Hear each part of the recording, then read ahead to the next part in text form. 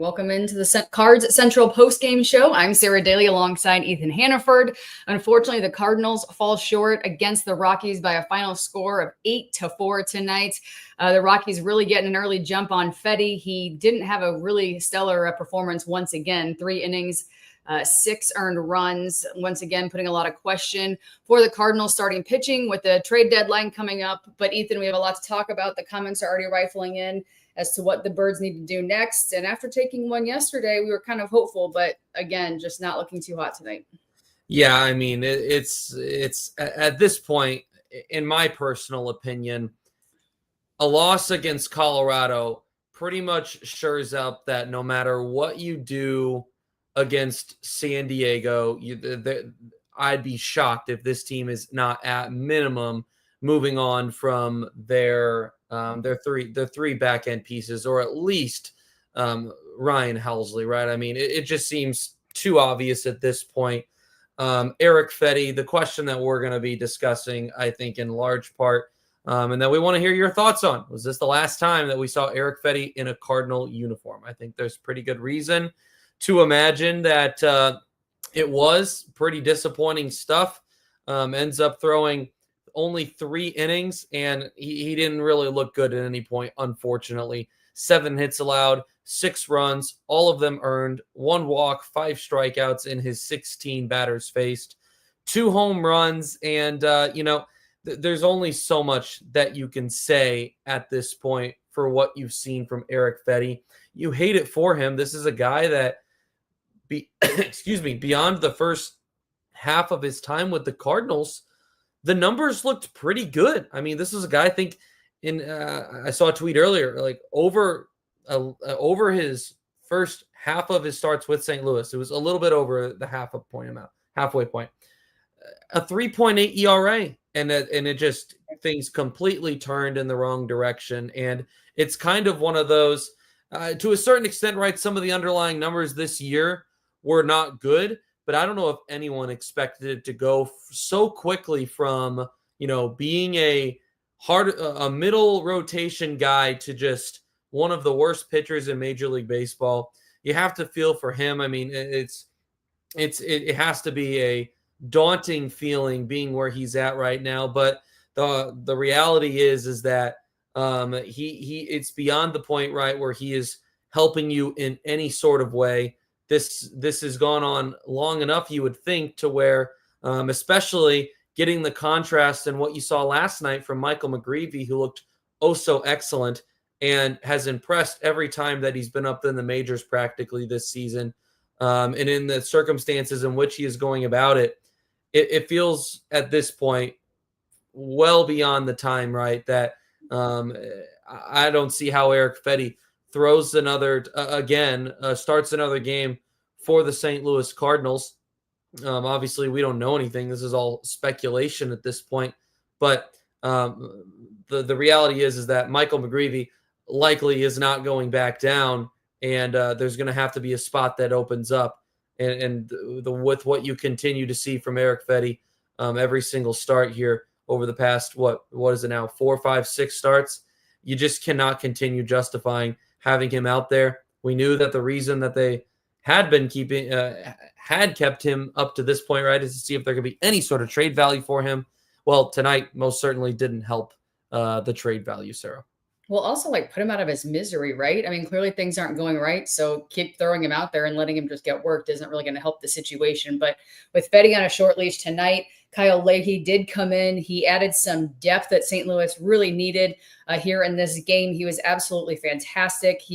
Was great all season, really. He's been a bright spot in the Cardinals pitching staff, and a Colorado native, so excited to be back home. But he's been great, and it was really nice to see him come out there and do what the Birds needed to in the long relief role. That's going to be something interesting to discuss. I thought it was really good what we saw from him. Like you said, 3 2/3, the 1 earned run, but 7 strikeouts. Only the 7th Cardinals Communications put this out earlier. Only the 7th Cardinal in team history to have at least 3 2/3 innings pitched, 7 strikeouts. The first one being Dizzy Dean. So, I mean, you're in good company. and the first to do it since 2017. So 49 pitches from Kyle Leahy. This is a guy that doesn't have a lot of strikeout stuff usually, but he has a large pitch repertoire, larger than your typical relief pitcher. And it's already got some people wondering, could we potentially see him getting into a starting spot? I've seen some commotion on X saying, well, you threw 49 pitches tonight. Could we see them try to stretch him out and maybe you see if he becomes an opener at least, or maybe starts a couple of games here down the stretch? I don't know about that necessarily as of now, but in a time when you're talking about Cardinal relievers that are likely to get sold at the trade deadline, it's encouraging to know, right, that there's a lot of young guys that are hungry for more opportunity. And Kyle Leahy, while he's had some bumps in the roads this year, he's also had some really high highs. And the last several times out for him have been solid, an ERA of 2 over his last 4 outings. And so you hope that he's a guy that Ollie Marmol and this coaching staff can continue to rely on in the remainder of the season. Yeah, once again tonight, home runs really putting it to the Cards. The solo shot in the first. Then McMahon went oppo with a 3-run home run, made it 6-0 in the bottom of the third. That was just a middle pitch. And the 14th home run allowed this year by Fedde. But, the long ball got it done outside of the bases loaded walk to have that assurance run to make it 8-4. But, they were just hitting really well. And this is a team that you said 25 and 76. So when you're playing Colorado, you expect to have a bit of a gap there when you're playing a team like this. But, the bats came alive and the Birds just couldn't quite. I thought for maybe a second they could come a little closer and maybe take it. And then it just kind of disappeared as quick as that popped up. Yeah, unfortunately, the surprising error from Brendan Donovan in the bottom of the 8th inning. You're looking at, you're already down 3 runs. Anything can happen at Coors. We know that. That definitely didn't help. Riley O'Brien didn't have his sharpest stuff tonight. Ends up walking a couple of guys. I'm sure that he'll be unhappy with his overall product tonight, but he should have been out of the inning as well. So, I don't give a pass necessarily, but it's something at least that it's something at least to throw out there. It's tonight, like I said, to me felt more than anything like the Cardinals were in a position, right, where it feels like they have to convince me that they're buyers. And I don't even know if there's anything they could have done. I mean, it would have had to take a sweep for sure against Colorado and an absolute beatdown and really good starting pitching against the San Diego Padres, a team that they are behind in the wild card race. And, they didn't get that tonight, unfortunately. And that's the risk kind of that you ran when you put Erick Fedde back out there. You know what he has been as of late. You knew that, it's not like I imagine they probably weren't going in tonight saying, we feel that Erick Fedde is going to be a guy that's going to get back on track tonight and be give you 6 innings of 2 earned runs. I can't imagine that they expected that tonight. That probably would have surprised them based off of what you've seen here as of late. It's you hate to say it, but it's a guy that I imagine is probably pretty defeated right now. I mean, not a lot of answers to what he's been providing out there on the mound. But, to a certain extent, when you're continuing to send Erick Fedde out there, even though they haven't necessarily come out and said they're sellers sellers, right? They haven't really jumped fully one way yet, and I understand that.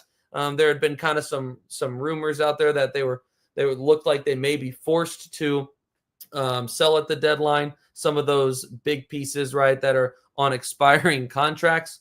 It's looking more and more like that's going to be a reality, and it tells you to a certain extent where the team feels they're at. I think personally, when you continue to send Erick Fedde out there, I don't know what the market is going to be for him now. Maybe someone looks at Erick Fedde and says that, he's had some success in the majors the last year and a half.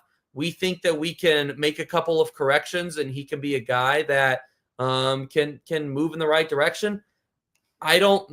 they know better than me. I'm just saying maybe that's a situation someone's seeing in him. What fans are seeing and what I'm seeing right now is a guy that just looks lost on the mound, unfortunately. And I don't know how you're going to be able to get. I don't know how you're going to be able to get much value for him at the upcoming deadline. Couple of comments on Pozo and DHing. When he stepped in tonight, I believe he's 5 for 9 coming out of the DH spot. The guy can definitely hit off the bench. Pinch hitting. Sorry, that has been definitely a bright spot for the Cardinals when they're in need and when he does come in. So that's a perk. Also, Mason Wynn continuing to be stellar and just shining in some spots. So it's not all collectively. I feel like when you can put runs across the plate, it's just really the pitching would change a lot of the outcomes of these games. It's hard to come back when you've got 6 runs up and you're just trying to claw your way every single game to the top.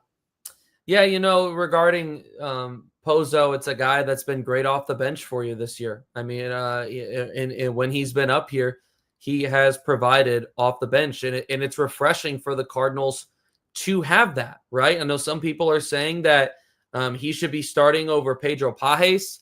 I will continue to say this until the end of the season, right? I mean, your catcher position should not be prioritizing the bat. I'm not saying that just you get a free pass, but out of the 9 guys in your lineup, the catcher is the one that you should be putting the least amount of emphasis on their bat, because their main focus should be with pitching. And now I know people are going to say, well, the pitching has clearly been a disaster here as of late. And I would tell you that a large majority of that has come from 2 of the 5 guys. Not to say that they've all been great. I'm not saying it's solely on one or the other, but I trust Ollie Marmol. I trust what the coaching staff has said about the work, and as well the players themselves have said about Pedro Pages and the work that he has done with this pitching staff, and just being on the same page with them.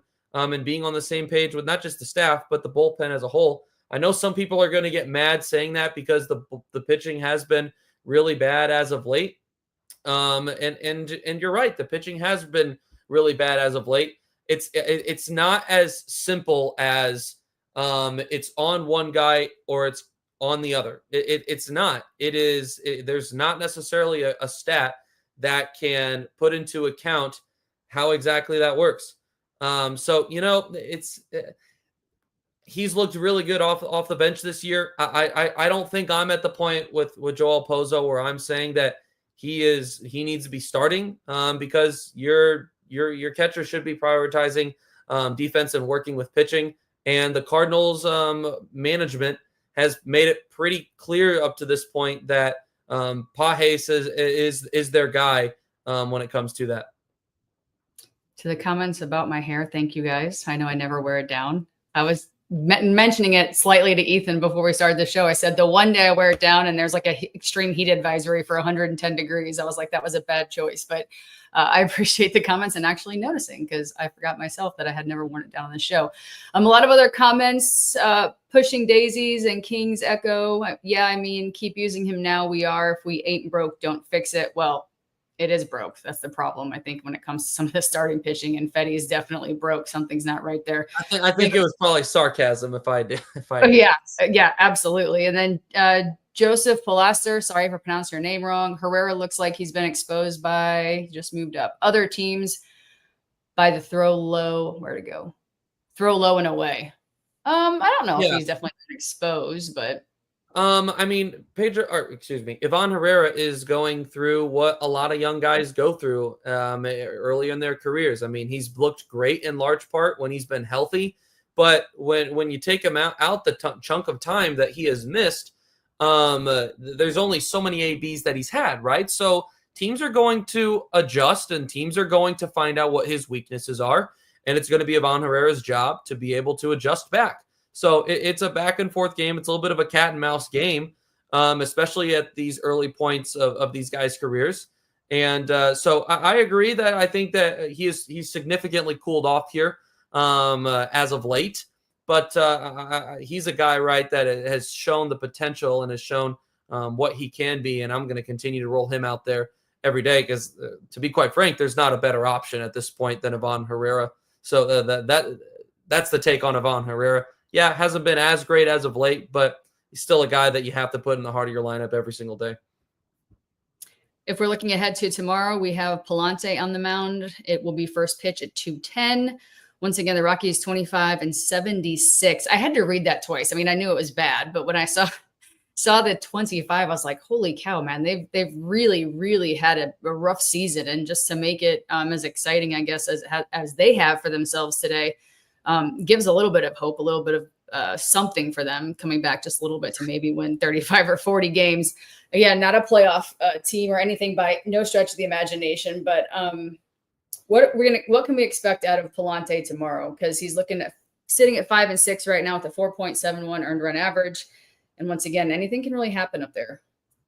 Yeah, as far as Andre Palante goes, it's a question what you're going to get from him every single night.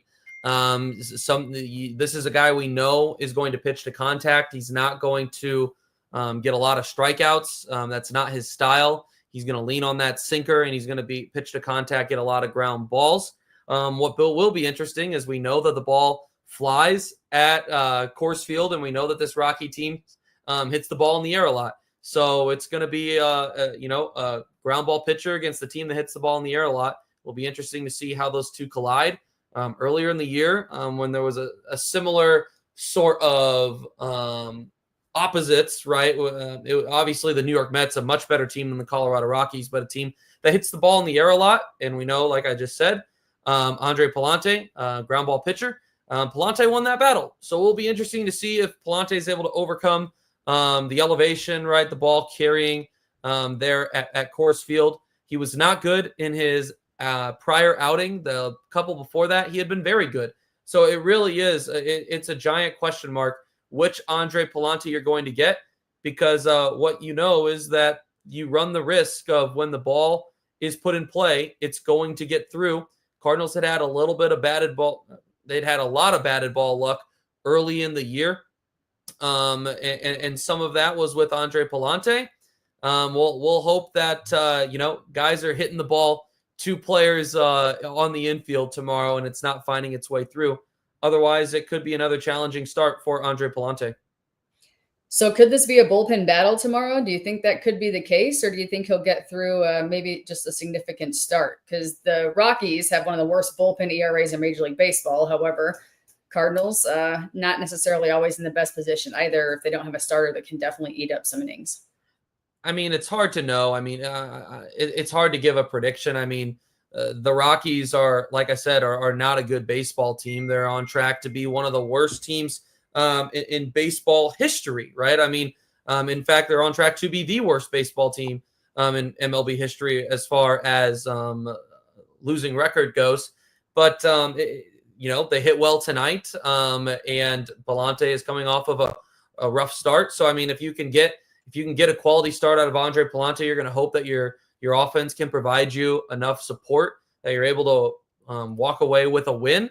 That's if I get a quality start tomorrow out of Andre Palante, I'm taking that as a decent sign. Okay. Well, that's a positive. That's definitely a positive. If we look more at some of the comments that we're getting, Brandon Lampy, we're closer to giving Mitch Keller a bag of chips than trading him. Also, Chewy says, well, guys, we lost to the worst team in history, and Fedde gave us 6 to the worst team in history. Yeah, we talked about that it was definitely not a good outing for him, and that Colorado is the worst team in history.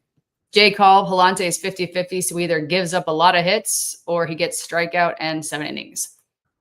That's what we have seen, so that's a fair assessment with that. Any other thoughts on some of those comments there, Ethan? Yeah, I mean, chat's moving fast tonight. I will say this. I just saw a comment as I was scrolling through that said, pitch to contact sucks. They're from Steve.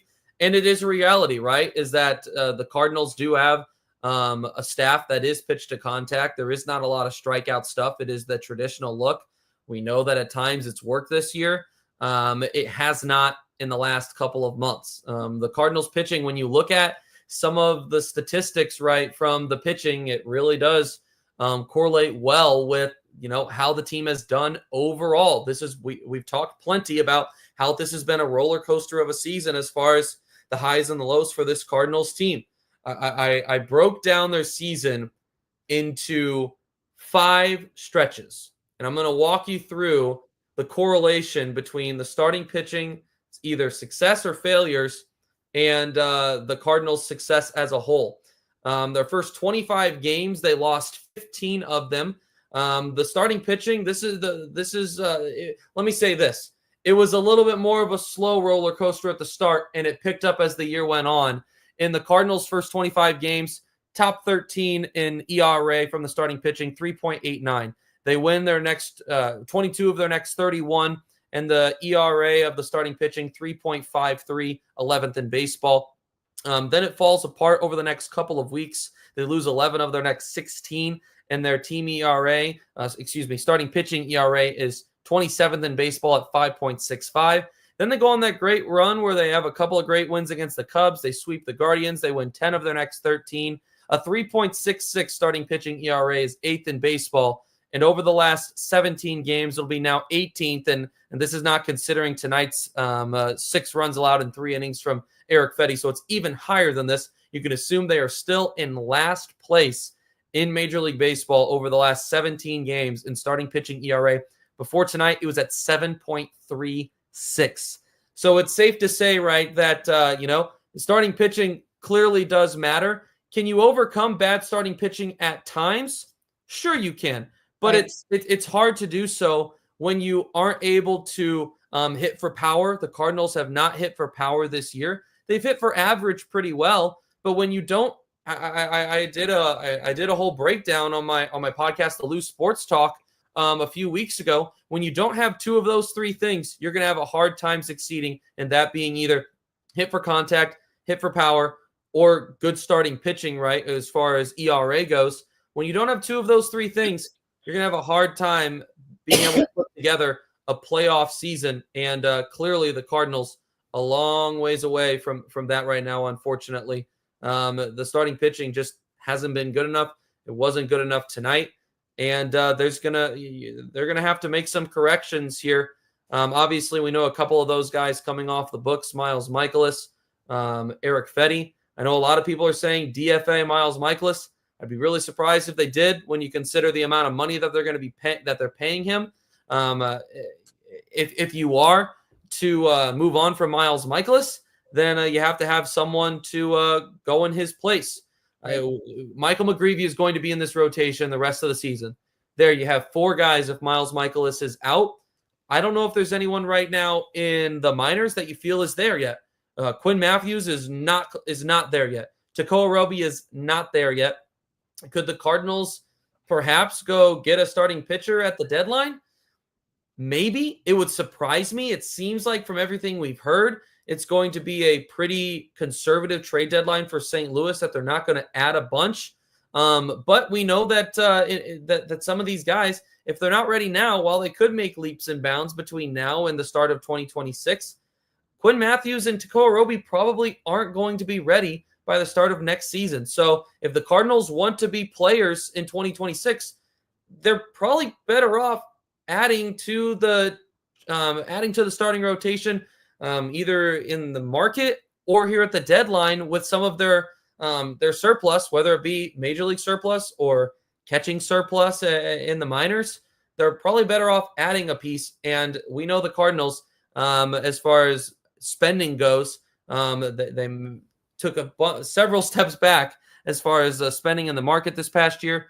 And I wouldn't be expecting, I don't want to say that. We don't know what to expect necessarily with Heimblum coming in, how exactly he'll look at this team. But it would surprise me if the Cardinals got back to where they were in 2024 as far as spending goes, when they were top, I don't want to I want to say they were top 15-ish in baseball.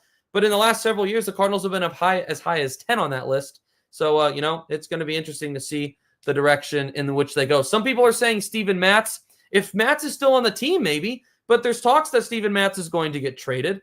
And if you were to, you would have to ramp him up. It's been a while since he has started a game now. He's been in the bullpen for a while. So to say simply that Steven Matz could start for you, it would take a process. It would take several weeks in order for him to be ready to go as a starter. So a couple of people have commented on I just drew a blank on who was I looking at? Jordan Walker and how he has been on fire as of late. So in the last 15 games, 46 at bats, 7 runs, 13 hits, and 5 RBI. In the last 7 games, 2 RBIs. So he's definitely picked up his game here a little bit because he was kind of one of those up and down players that we saw some out of. Then he kind of had a few injuries to deal with, kind of fell back a bit, and now he's kind of feeling like he's back in the groove. And even though it's July and the season's halfway over, that's something else that once he gets on a roll and gets really where he needs to be, that can help benefit the team. Yeah, if I'm looking at Jordan Walker right now in 5 games, as far as being able to get on base, it has looked better. Let's see here. 1, 3, 5, 7 hits since returning from the IL in 4, 8, 11, 16, 20 at-bats. So 7 hits and 20 at-bats. Yeah, you'll definitely take that. We had the double off the wall tonight at an extra base hit against Arizona. We know that he had been good as far as the appendicitis goes for a while, and Ali Marmol and the front office wanted him to remain in Springfield in order to just continue working on the approach, wanted to make sure that he was comfortable in the box before coming back up. And, I think that his discipline in large part has looked better. Even tonight in a couple of at-bats, showing some discipline on some pitches outside, some breaking pitches outside, which we know has been a struggle for him in the past. I'm not saying it's perfect, but I think that in the small, limited sample that you have seen from him, it's an encouraging sign, and hopefully you can continue to get that out of him. Jordan Walker is definitely a guy, if I'm the St. Louis Cardinals, I am saying is unavailable at this upcoming trade deadline. He's the guy that I look at more than any of these young guys that I say he's the guy that, someone else gets their hands on and they are able to correct him. And that's the one that could be the one that got away. It was only a couple years ago, right, that this guy was, they were saying MVP caliber, all-star caliber guy, and was one of the top prospects in baseball. He's still very young. So I wouldn't say I'm as high, obviously, as I was on Jordan Walker, but I'm still hopeful that you're going to still be able to get out of him a guy that could end up being, a heart of the lineup kind of guy. Taylor Garrison mentioning that Walker's been hitting the ball almost hard enough every time he's bat the ball to the outfield and track for power stats. So yes, we're agreeing that he's definitely climbing the ladder when it comes to getting where he needs to be. But at this point, nothing beats relaxing on a hot summer day and watching baseball. And the simplest way to get in on the action is to download the Pick 6 app from DraftKings. It's crazy simple. So you just pick more or less on the stats for 2 or more of your favorite players. And boom, you're in the mix of big cash prizes. Pick 6 is available right here in Missouri, so don't miss out on the fun. Don't settle for a smaller payout. Switch to Pick 6, and right now new customers can get $25 in bonus picks with their first deposit of $5. Gambling problem? Call 1-800-GAMBLER. Help is available for problem gambling. Call 888-789-7777 or visit ccpg.org in Connecticut. Must be 18 and over. Age and eligibility restrictions vary by jurisdiction. Pick 6 not available everywhere, including New York and Ontario. Void where prohibited. 1 per new customer. Bonus awarded as non-withdrawable Pick 6 credits that expire in 14 days. Limited time offer. See terms at pick6.draftkings.com/promos. And of course, another highlight, Alec Burleson. He had his 12th home run last night and has driven in 5 runs over the last 4 games. So another bat that is getting some action and starting to pick up a little bit more. So that's a good thing as well. Yeah, Alec Burleson. I mean, you talk about the pros of the runway season. I know people are getting tired of hearing runway. I get it. I'm tired of saying it. But he's been one of the biggest pros in 2025. He's had a great year. And he's a guy that you feel like can play the corner positions, can play first, can DH. And I think that once you clear out some of the surplus, right, whoever that may be, then he's going to be a guy that hopefully you kind of have a clear idea of where he's going to be. And all of a sudden, a guy like him that can play 3 positions and DH becomes a little bit more useful. So it's going to be interesting to see, how exactly they navigate this surplus. But I think that Alec Burleson has impressed. Apparently, I must have said runaway, or maybe I didn't. Maybe people are just giving me flack. I don't know at this point. The chat's wild in tonight, and they're PO'd understandably. Runway, if I said runaway, my apologies. Maybe I'm just getting gaslit by Samuel. That would be something that he would do. There's been some discussion in here about Nolan Arenado. And I'm curious what people think about Nolan Arenado. We know that the glove has been really good. We know it's been really sharp, back to Gold Glove quality this year, but the bat is just not what it was when you acquired him a few years ago. Has the no trade clause, obviously. In the offseason, it was a five-team no trade clause is what we had heard. The question that I'm curious of is, do you guys think that Nolan Arenado would be willing to waive that no trade clause, perhaps for maybe he would make it bigger at this point, knowing that the likelihood that this Cardinals team is competing for a championship in 2025 continues to get smaller and smaller. I'm curious if people think it's realistic that the Cardinals find a way to trade away Nolan Arenado this upcoming year. Pushing Daisy saying, I think Nolan will stay, and he kind of knows it. He's in a weird position where his bat isn't like it used to be, but his defense is good. Who needs a third baseman right now? Great question. Some people saying that the Yankees are looking to add in the third base category. Keep in mind, Eugenio Suarez is also likely to be on the market, and he's on pace for like 57 home runs this year. So he's going to be likely the first option.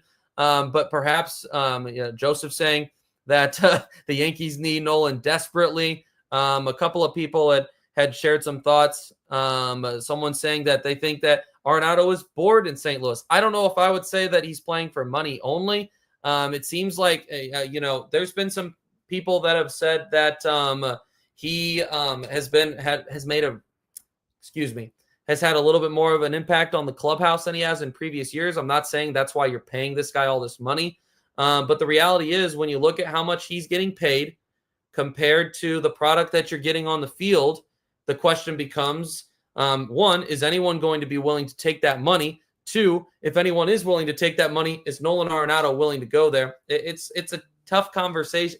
Not tough conversation. It's a lot of it has to go right if you want the Cardinals to move on from him in order for him to no longer be a St. Louis Cardinal. So that'll be something I'm curious to see how exactly the Cardinals navigate that. John Mozeliak did say the other day that he was going to touch base with Nolan Arenado. That was reported by Cardinals media, that he was going to touch base with Arenado and kind of see where he was, maybe re-engage some of those trade talks. But we have no idea if Nolan Arenado is even interested in leaving St. Louis at this point. We also have a couple of comments talking about interest by who. Dodgers would field Arenado, then they would have Dodgers, perhaps. Max Muncy is down right now. We know that he said no to Houston. Maybe he changes his mind with them being a little bit more in the mix now. Isaac Paredes is expected to miss a lot of time.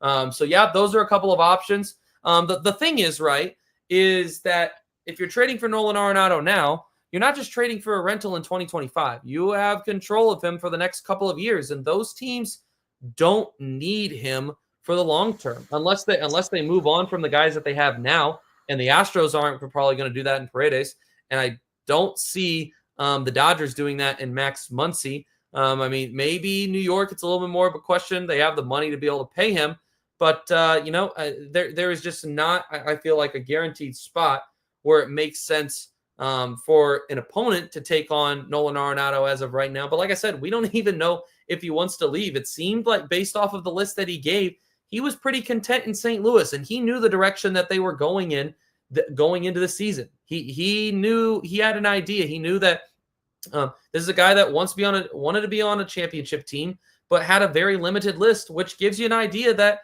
to a certain extent, right, if it wasn't this list of teams, he was content staying in St. Louis. Part of me would be surprised unless it's on that limited list if he was willing to move. But, that's my own personal opinion. That is based off nothing more than that. Grandma mentioned on here, wouldn't be insane to move Wynn to third base. Oh, it would be absolutely insane to move Mason Wynn to third base. I don't think that would ever be shortstop is the hardest position to play on the infield, and it's where your most athletic player goes. So 0% chance that Mason Wynn is getting moved from shortstop. He will be the Cardinals shortstop for a very long time. I didn't see who made that comment, but I think it was Graham. that will not be happening. 0% chance. Some people are saying JJ Weatherholt potentially. Yes, Weatherholt would be an option. Nolan Gorman would be an option. Thomas Saggese also plays there, but obviously those two, I think, probably ahead of Saggese as far as who could be the next third baseman. But the reality is that's Nolan Arenado's position until it's not, and as long as he's a Cardinal, I imagine it'll be his position. OBD Titan and Steven said Walker to third. They suggested that.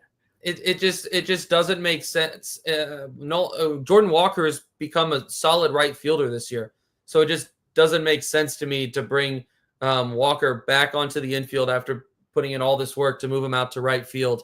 And I think there's better options at third as well. Joseph saying put JJ at third.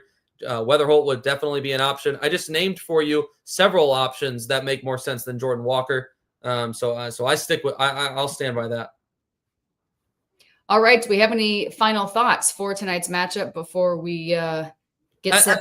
At this point, you're starting to get into the season, right? Where everything that you're looking at on a game by game standpoint, while the Cardinals haven't announced officially that they're selling and they haven't made these trades yet, everything, the deeper into a season like this you get, the more and more it starts to become conversations about the future. And how does it affect how other markets are looking at these guys? And what does an outing like this mean for this player down the road?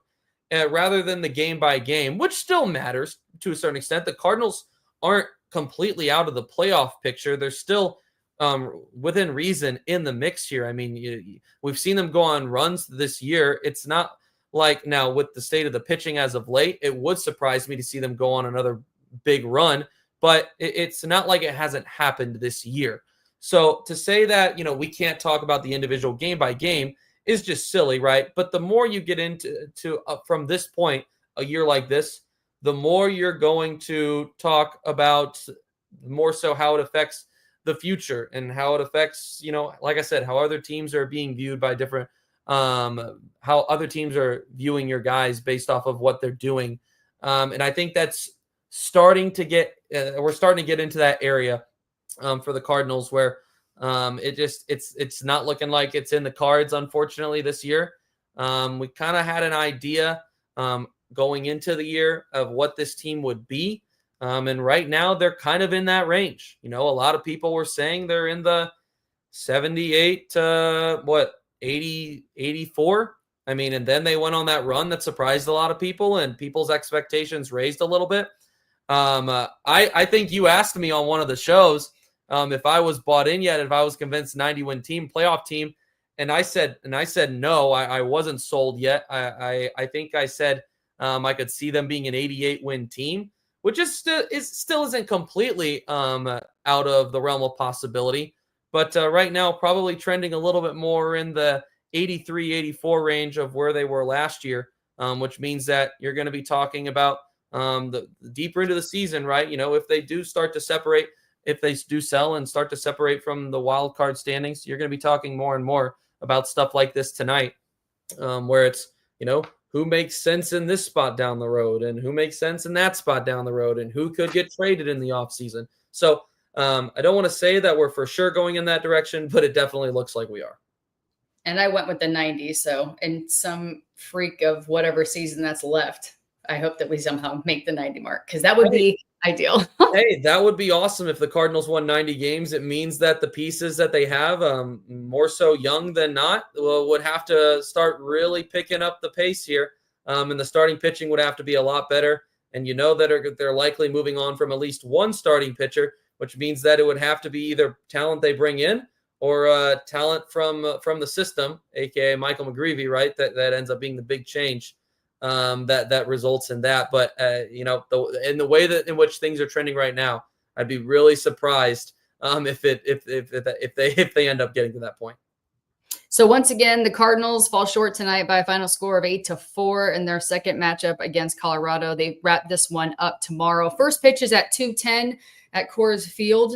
The Rockies 25-76, the Birds 52-50. Andre Palante will be taking the bump for the Birds. We'll see how that pounds out. And then once they are done with that, then they're back to St. Louis, I believe, to welcome the Padres to town. Is that correct? Yeah. Yep. 4-game series against the Padres. I'm not sure if that's the last couple of games. Let me get out my handy dandy magnet schedule here. The final games before the trade deadline. They got a 3-game series against Miami, right? But in that point, in the final 72 hours, the market has set. And I don't know if there's anything the Cardinals are going to be doing during that series. The Marlins, a team that hasn't been great this year, that's going to convince you of being a buyer or a seller. That's why everyone emphasized these 10 games, specifically Arizona and San Diego. And, we know how Arizona went, and we know how it's gone 2 games into Colorado.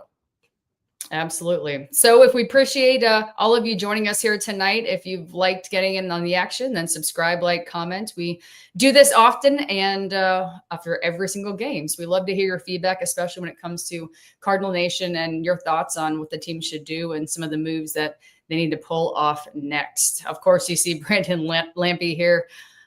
What does that say? Let Heim cook. Oh, let Heim cook. Heim cook. There it is. There's a couple of them, actually. Yep. Around there. Graham stating the same thing. So frustration. We hear you. We feel you. It's been this way. So hopefully it's only the first series out of the All-Star break. Hopefully they can turn things around and go up from here for the rest of the season. But anything else, Ethan? Are we good?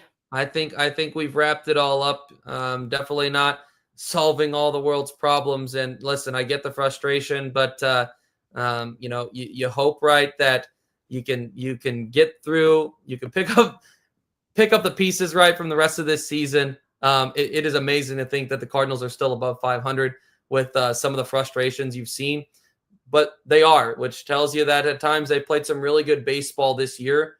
Hopefully, by the end of the year, assuming that it continues to trend in the wrong direction, you're looking at some of the bright spots from a season like this, and guys that you can build on for the future. Figuring out who you can move on from and hopefully bring in that when you move on from that talent, bring in talent that is going to help you in the future. And then hopefully you get some pieces for some of these guys that they look to be selling here at the trade deadline. So, there's still, I think, a potential for a lot of positives to be taken as far as the future goes.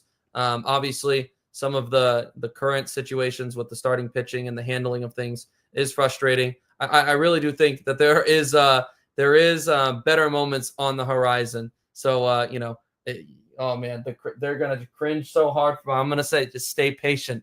But the chat's going to get on me for saying that. They've heard that way too much the last several years. And I apologize, chat. We appreciate you guys being here.